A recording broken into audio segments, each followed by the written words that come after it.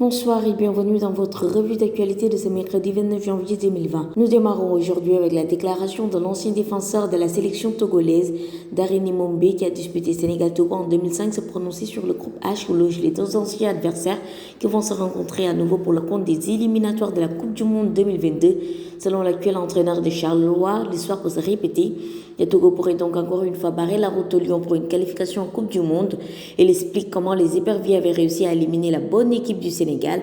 Avec une grande motivation, on a voulu écrire notre propre histoire avec les moyens à notre disposition. Il faut reconnaître que les résultats ont suivi. Mais vous savez, quand vous jouez contre une équipe au-dessus de vous, seule une grosse motivation pour vous aider à aller chercher au-delà de vos ambitions. Ce fut le cas contre le Sénégal à l'époque. On ne pouvait pas établir de comparaison entre les joueurs du Sénégal et ceux du Togo. Les premiers évoluaient dans des clubs les plus cotés et plus performants. El Hadji était dans la forme de Sadio Mané, Fadiga, Aliou Cissé, Boubé Diop, Koli et même le coach Bruno Metsu. Il faut reconnaître que cette équipe du Sénégal avec ses noms était au-dessus, mais du côté du Togo, il y avait la motivation. Info Mercato à présent, après Ben Arfa, Valladolid qui loge actuellement à la 16e place de la Liga espagnole, a officialisé la signature de Sékou Gassama qui compte 24 ans. L'avant-centre sénégalais est désormais lié au club jusqu'en juin 2024 et quitte Almeria, un club de la deuxième division espagnole. Il est toutefois prêté jusqu'à la fin de la saison à Fuenlabrada, 5e de la seconde division. Parlons lutte à présent, grande décision au niveau du CNG qui veut une meilleure organisation des combats de lutte. C'est une nouvelle loi qui s'adresse aux promoteurs de la lutte. Désormais, tous les combats déclarés au CNG doivent être organisés dans un délai de 4 mois.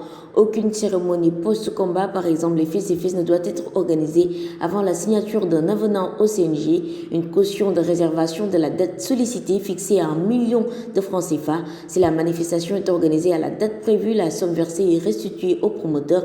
En cas de non-organisation de la manifestation à la date retenue, la caution n'est pas remboursée. Pour mon retour, je veux un combat choc, c'est la déclaration de MSN, l'ex-roi des arènes.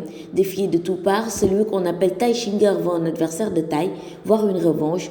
Guigui et Sathies sont de grands champions, ils ont fait leur preuve dans l'arène et j'ai beaucoup d'admiration pour eux. Mais pour mon retour, je veux un combat choc.